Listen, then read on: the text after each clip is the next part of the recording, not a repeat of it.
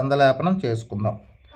ఓం మీ అందరికీ చెప్పినట్టే శివశంకర రుద్రీష నీలకంఠ త్రిలోచన ఈ 6 నామాలు ప్రతినిత్యం మనం చదువుకుంటే మనకి కలిపురుషుడు దోషం ఉండదు అనమాట. శివశంకర రుద్రీష నీలకంఠ త్రిలోచన ఇతి రయంతే పటే నిత్యం నహితాన్ బాధతే కలిహి అంటే ఆ కలిపురుషుడు మనకి ఎటువంటి బాధలు ఇవ్వడనమాట.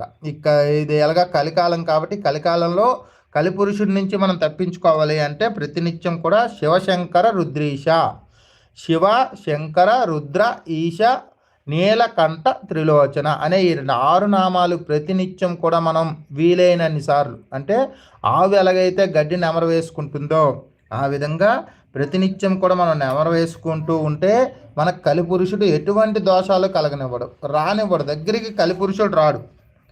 శివశంకర రుద్రీష నీలకంఠ త్రిలోచన శివశంకర రుద్రీష నీలకంఠ త్రిలోచన.